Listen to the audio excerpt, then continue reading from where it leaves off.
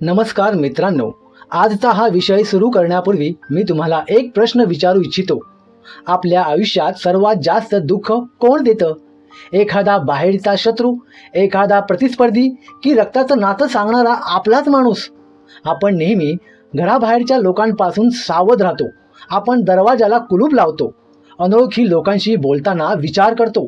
पण त्या शत्रूंचं काय, जे आपल्या सोफ्यावर बसून आपल्यासोबत चहा पितात, जे आपल्या सुखदुःखात सामील होण्याचं नाटक करतात आणि आपण पाठी फिरलो की आपल्याच विनाशाची वाट पाहतात. कल्पना करा, तुम्ही एक सुंदर स्वप्न पाहताय, एक मोठं ध्येय गाठण्यासाठी जीवाचं रान करताय, पण तुमच्याच कुटुंबातल्या काही लोकांसाठी तुमचं हे यश म्हणजे त्यांच्या काळजावरचा घाव असतो. मानवी मानसशास्त्र असं सांगतं की जगाला तुमच्या यशाची काही देणं घेणं नसतं, पण तुमच्या जवळच्या लोकांना तुमच्या यशाची भीती वाटते. का असं? कारण तुमचं पुढे जाणं त्यांना त्यांच्या अपयशाची जाणीव करून देतं. आज आपण असे 5 प्रकारच्या नातेवाईकांबद्दल बोलणार आहोत, जे एखाद्या संत विषासारखे, स्लो पॉइझन, तुमच्या आयुष्यात काम करतात. हे लोक तुमच्या प्रगतीचे अडथळे आहेत, तुमच्या आनंदाचे मारेकरी आहेत. कदाचित हे ऐकताना तुम्हाला थोडं जड जाईल, कदाचित तुमच्या मनाला एखादा व्यक्तीचा चेहरा समोर येईल. पण लक्षात ठेवा, वेळीच सावध होणं हे भ्याडपणाचं लक्षण नाही, तर ती स्वतःच्या अस्तित्वासाठी केलेली लढाई आहे. जर तुम्हाला वाटत असेल की तुमचं आयुष्य कुठेतरी अडकलंय, तुमच्या मेहनतीचं फळ तुम्हाला मिळत नाहीये, किंवा विनाकारण घरात कटकटी होत आहेत, तर हा व्हिडिओ शेवटपर्यंत पहा. आज आपण या आस्तींच्या सापांना कसं ओळखायचं आणि त्यांच्यापासून स्वतःला कसं वाचवायचं याचा सविस्तर उलगडा करणार आहोत. ही केवळ एक माहिती नाही, तर तुमच्या भविष्यासाठी दिलेली एक लाईफलाईन आहे. नंबर 1, मत्सरी किंवा सापवृत्तीचे नातेवाईक. मित्रांनो, या प्रवासातील पहिला आणि सर्वात घातक प्रकार म्हणजे मत्सरी नातेवाईक. हे लोक दिसायला अत्यंत सभ्य आणि प्रेमळ असतात, पण त्यांच्या मनात तुमच्याबद्दल सतत एक तुलना सुरू असते. मानसशास्त्रात याला रिलेटिव्ह डेप्रिव्हेशन म्हणतात. सोप्या भाषेत सांगायचं तर, माझ्याकडे काय आहे यापेक्षा तुझ्याकडे माझ्यापेक्षा जास्त कसं काय आहे, ही यांची विचारसरणी असते. तुम्ही नवीन फ्लॅट घेतला, मुलाचं लग्न मोठ्या थाटात केलं, किंवा व्यवसायात मोठी भरारी घेतली की या लोकांच्या पोटात गोळा येतो. यांना ओळखण्याची एक सोपी खूण आहे, हे लोक कधी तुमच्या यशाचं मनापासून कौतुक करणार नाहीत. तुम्ही एखादी आनंदाची बातमी सांगितली की हे लोक लगेच त्यात काहीतरी उणिवा काढतील. समजा तुम्ही नवीन गाडी घेतली, तर हे म्हणतील, गाडी तर छान आहे, पण ॲव्हरेज कमी देते, असं ऐकलंय मी, किंवा ह्या रंगापेक्षा तो रंग जास्त चांगला दिसला असता. हे लोक तुमच्या आनंदाच्या फुग्याला टाचणी लावण्याचं काम करतात. त्यांचा हेतू हाच असतो की तुम्हाला तुमच्या यशाचा पूर्ण आनंद घेता येऊ नये. अशा लोकांसोबत राहिल्याने तुमच्या मनावर एक प्रकारचा दबाव निर्माण होतो. तुम्हाला तुमचं यश सांगायला भीती वाटू लागते. हळूहळू तुमची प्रगती मंदावते, कारण तुमची ऊर्जा ही लोकांच्या नकारात्मक लहरींशी लढण्यातच खर्च होते. हे नातेवाईक तुमच्या पाठीमागे इतरांकडे तुमची अशी प्रतिमा तयार करतात की हा तर नशिबाने मोठा झालाय, ज्यात कर्तृत्व काहीच नाही. मित्रांनो, मत्सराचं विष एकदा का रक्ताच्या नात्यात भिनलं की ते नातं फक्त नावापुरतं उरतं. यांच्यापासून वाचायचं असेल तर तुमची स्वप्न यांच्यासमोर कधीच उघड करू नका. तुमची शांतता ही त्यांची सर्वात मोठी शिक्षा आहे. मत्सराची ही आग जितकी भयानक असते, तितकाच घातक असतो तो माणूस, जो फक्त कामापुरता तुमचा होतो. चला तर मग वळूया दुसऱ्या अशा प्रकारच्या नातेवाईकाकडे, जो तुमच्या आयुष्याचा फक्त वापर करतो. नंबर 2, स्वार्थी आणि वापर करणारे नातेवाईक. दुसरा प्रकार आहे स्वार्थी किंवा संधी साधू नातेवाईक. या लोकांच्या डिक्शनरीत प्रेम आणि आपुलकी हे शब्द नसतात. तिथे फक्त फायदा हा एकच शब्द असतो. हे लोक तुमच्या आयुष्यात तेव्हाच प्रकट होतात जेव्हा त्यांना तुमची गरज असते. अचानक यांचा फोन येईल, कसा आहेस बाळा, खूप दिवसात भेटलो नाही, तुझी आठवण आली, आणि 5 मिनिटांच्या गप्पानंतर मूळ मुद्द्यावर येतील. अरे, तेवढं काम होतं, तुझ्या ओळखीने होईल का गं? या लोकांची गंमत अशी असते की जोपर्यंत तुम्ही त्यांच्या उपयोगाचे आहात, तोपर्यंत तुम्ही जगातले सर्वोत्तम माणूस आहात. पण ज्या दिवशी तुम्ही त्यांना नाही म्हणता, किंवा ज्या दिवशी तुमची गरज संपते, त्या दिवशी हे लोक तुम्हाला ओळखायलाही विसरतात. हे नातेवाईक तुम्हाला भावनिक ब्लॅकमेल करण्यात खूप हुशार असतात. आपलं रक्ताचं नातं आहे ना, नातेवाईकाचं नातेवाईकाच्या कामाला येतो, अशी वाक्य फेकून ते तुमची वेळ, तुमचे पैसे आणि तुमची ऊर्जा शोषून घेतात. मानसिकदृष्ट्या हे लोक नार्सिस्टिक प्रवृत्तीचे असू शकतात. त्यांना फक्त स्वतःच्या सुखाशी देणं घेणं असतं. तुमच्या अडचणींच्या वेळी जेव्हा तुम्ही यांना फोन कराल ना, तेव्हा यांच्याकडे 1000 बहाणे तयार असतात. अरे मी स्वतःच सध्या खूप टेन्शनमध्ये आहे, माझं पण सध्या काम नीट चाललंय नाही रे, अशी उत्तर देऊन ते हात झटकतात. हे नातं नसून एकतर्फी गुंतवणूक आहे, जिथे तुम्हाला फक्त नुकसानच सोसावं लागतं. जर तुम्ही अशा लोकांना वेळीच थांबवलं नाही तर हे लोक तुमचं आयुष्य मानसिक आणि आर्थिकदृष्ट्या कंगाल करून टाकतील. स्वार्थाचा चेहरा तरी ओळखून येतो, पण त्या मुखवट्याचं काय, जे आपल्या विश्वासालाच तडा देतात. पुढचा प्रकार आहे तो म्हणजे 2 तोंडी नातेवाईक. नंबर 3, विश्वासघातकी आणि चहाडखोर नातेवाईक. तिसरा प्रकार म्हणजे चहाडखोर किंवा 2 तोंडी नातेवाईक. हे लोक म्हणजे आपल्या समाजातले नारद मुनी असतात, पण नकारात्मक अर्थाने हे तुमच्या घरी येतील, तुमच्याशी इतकं आपुलकीने बोलतील की तुम्हाला वाटेल हाच माझा खरा हितचिंतक आहे. तुम्ही विश्वासाने तुमच्या घरातील एखादी खाजगी गोष्ट, पती पत्नीमधलं भांडण किंवा पैशाची अडचण यांना सांगता, पण तुम्ही दरवाजापर्यंत त्यांना सोडायला गेलात ना, तो त्यांचा फोन दुसऱ्या नातेवाईकाला गेलेला असतो. अगं तुला माहिती आहे का त्यांच्या घरात काय चाललंय ते, वरून सगळं चांगलं दिसतंय पण आतून सगळं संपलंय. अशा प्रकारे तुमच्या घराची अब्रू फेशीवर टांगण्याचं काम हे नातेवाईक करतात. यांना दुसऱ्यांच्या आयुष्यात डोकावून त्यात मिठाचा खडा टाकण्यात एक विकृत आनंद मिळतो. यामुळे कुटुंबात विनाकारण गैरसमज पसरतात आणि नाती तुटतात.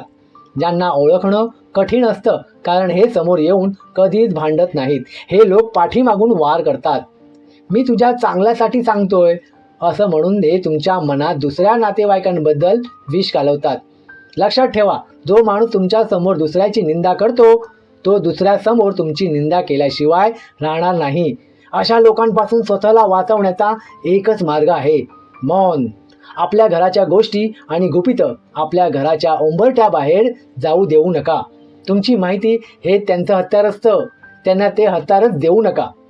शब्दांनी घाळ करणं ही यांची कला असते, पण काही लोक तर तुमच्या अस्तित्वावरच प्रश्नचिन्ह उभं करतात. पाहूया चौथा आणि अत्यंत वेदनादायी प्रकार. नंबर 4, सतत टीका करणारे आणि कमी लेखणारे नातेवाईक.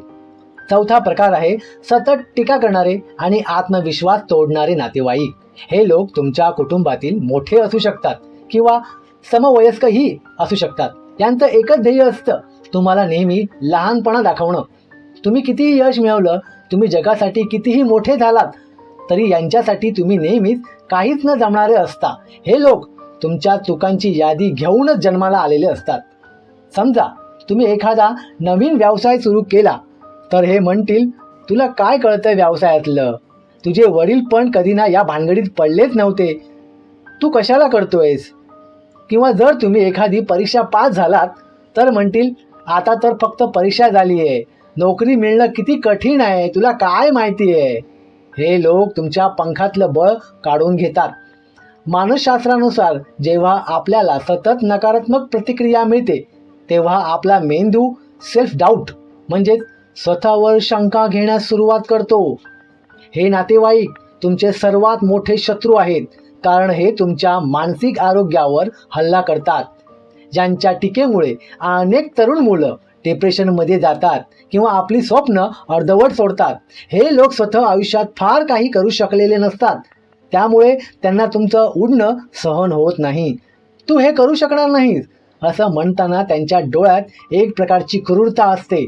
मित्रांनो, कोणालाही तुमची लायकी ठरवण्याचा अधिकार देऊ नका. त्यांची टीका हा त्यांचा स्वभाव आहे, तुमचं भविष्य नाही. या टीकेच्या पलीकडे असा एक प्रकार आहे जो तुम्हाला हळूहळू अंधाराकडे घेऊन जातो. तो म्हणजे नकारात्मकतेचा डोंगर घेऊन चालणारे नातेवाईक. नंबर 5, नकारात्मकता पसरवणारे एनर्जी व्हॅम्पायर. पाचवा आणि शेवटचा प्रकार म्हणजे नकारात्मकता पसरवणारे नातेवाईक, ज्यांना आपण एनर्जी व्हॅम्पायर्स म्हणू शकतो. हे लोक जिवंतपणीच मेल्यासारखे जगतात आणि तुम्हालाही तसंच जगायला भाग पाडतात. ज्यांच्या आयुष्यात फक्त दुःख, तक्रारी आणि रडगाणच असतं. हे जेव्हा तुम्हाला भेटतील तेव्हा देशाची परिस्थिती कशी वाईट आहे, महागाई कशी वाढली आहे, लोक कसे स्वार्थी झालेत, इथूनच सुरुवात करतील. त्यांच्या सहवासात गेलं की तुम्हाला मरगळ जाणवू लागते. तुम्ही कितीही उत्साहात असाल पण यांच्याशी 10 मिनिटं बोललात की तुमचा उत्साह शोषला जातो. हे लोक कधीच भविष्याबद्दल आशावादी नसतात. काही खरं नाही, आता सगळं संपलंय, ही यांची नेहमीचीच वाक्य आहेत. हे नातेवाईक तुमच्या प्रगतीच्या वाटेत भीतीचे काटे पेरत असतात. तुम्हाला एखादी रिस्क घ्यायची असेल तर हे तुम्हाला इतकं घाबरवतील की तुम्ही पाऊल टाकायच्या आधीच मागे फिराल. आयुष्य हे रडण्यासाठी नाही तर लढण्यासाठी असतं. पण हे लोक तुम्हाला लढायला विसरून फक्त रडायला शिकवतात. नकारात्मकता ही संसर्गजन्य असते. जर तुम्ही अशा लोकांच्या सतत संपर्कात राहिलात तर तुमचं मनही काळवंडून जातं. तुम्हाला प्रत्येक गोष्टीत अडथळे दिसायला लागतात. यांच्यापासून लांब जाणं कठीण असतं कारण हे रडून तुमची सहानुभूती मिळवतात. पण लक्षात ठेवा, दुसऱ्याचं रडगाणं ऐकता ऐकता तुमचं हसणं हरवता कामा नये. तुमची ऊर्जा मौल्यवान आहे, ती अशी लोकांवर वाया घालवू नका. मित्रांनो, आज आपण या 5 प्रकारच्या नातेवाईकांबद्दल चर्चा केली. हे ऐकल्यानंतर कदाचित तुमच्या मनात खूप मोठी खळबळ उडाली असेल. कदाचित तुमच्या डोळ्यांसमोर अशा काही व्यक्तींचे चेहरे आले असतील ज्यांना तुम्ही आजवर देव मानत होता, पण त्यांच्या वागण्याने तुम्हाला नेहमीच जखमा दिल्या आहेत. हे सगळं ऐकल्यावर मनात एक प्रश्न येतो की मग आता करायचं काय? ही तर रक्ताची नाती आहेत, ही तोडून कशी टाकायची? पण एक गोष्ट लक्षात ठेवा, नातं रक्ताचं आहे म्हणून ते विषारी असलं तरी पिऊन घ्यायचं नाही. ही आपली मजबुरी असू शकत नाही. निसर्गाचा एक नियम आहे, जर झाडाच्या एका फांदीला कीड लागली आणि ती फांदी आपण कापून काढली नाही तर ती कीड हळूहळू पूर्ण झाडाला संपवून टाकते. आपलं आयुष्यही असंच आहे. कधी कधी स्वतःला वाचवण्यासाठी, स्वतःच्या मानसिक आरोग्यासाठी आणि आपल्या मुलांच्या भविष्यासाठी अशा विषारी लोकांपासून मानसिक अंतर ठेवणं ही काळाची गरज असते. याचा अर्थ असा नाही की तुम्ही त्यांच्याशी रडारड करावी, भांडणं करावं किंवा त्यांचा द्वेष करावा. द्वेष करणं म्हणजे त्यांना आपल्या मनात अजून जास्त जागा देण्यासारखं आहे. त्यापेक्षा त्यांना माफ करा आणि मुक्त करा. त्यांच्याशी वागताना व्यवहारापुरतं वागा, पण तुमच्या मनाच्या चाव्या त्यांच्या हातात देऊ नका. तुमच्या आयुष्याचा रिमोट कंट्रोल तुमच्या स्वतःच्या हातात ठेवा. कोणालाही हा अधिकार देऊ नका की त्यांनी ठरवावं की तुमचा आजचा दिवस कसा असेल किंवा तुमचं भविष्य कसं असेल. जे लोक तुमच्या यशावर जळतात त्यांना जळू द्या, कारण तुमचं यश हे त्यांचं सर्वात मोठं दुखणं आहे आणि ती तुमची सर्वात मोठी चपराक आहे. ज्यांनी तुम्हाला कमी लेखलं, ज्यांनी तुमचा आत्मविश्वास तोडण्याचा प्रयत्न केला, त्यांना शब्दांनी उत्तर देऊ नका. तुमचं काम इतकं मोठं करा की उद्या तुमची वेळ मागायला त्यांना रांगेत उभं राहावं लागेल. आज या व्हिडिओच्या निमित्ताने स्वतःला एक वचन द्या की मी अशा कोणत्याही व्यक्तीला माझं आयुष्य उद्ध्वस्त करू देणार नाही. मग ती व्यक्ती कितीही जवळची का असेना. मी माझ्या स्वप्नांसाठी लढणार, मी माझ्या प्रगतीवर लक्ष देणार आणि मी अशा लोकांच्या सहवासात राहणार जे मला मोठं व्हायला मदत करतील. लक्षात ठेवा, आयुष्य एकदाच मिळतं आणि ते दुसऱ्यांच्या तक्रारी ऐकण्यात किंवा त्यांच्या टीकेला उत्तर देण्यात घालवण्यासाठी खूप आखूड आहे. स्वतःवर प्रेम करा, स्वतःच्या मूल्यांवर ठाम राहा. जर तुम्हाला वाटत असेल की हा व्हिडिओ तुमच्या आयुष्यातील कोणत्याही प्रसंगाशी जोडला गेला आहे तर कमेंट्समध्ये नक्की सांगा. तुमचे अनुभव इतरांनाही हिंमत देऊ शकतात. हा व्हिडिओ तुमच्या त्या मित्रांना किंवा प्रियजनांना पाठवा जे सध्या अशाच कोणत्या तरी मानसिक त्रासातून जात आहेत. तुमचं एक शेअर कोणाचं तरी आयुष्य वाचवू शकतं. पुन्हा भेटूया अशाच एका डोळे उघडणाऱ्या विषयासोबत. तोपर्यंत खंबीर राहा, सकारात्मकता राहा आणि स्वतःचं आयुष्य जपायला शिका. आणि कमेंटमध्ये श्री स्वामी समर्थ लिहायला विसरू नका. धन्यवाद.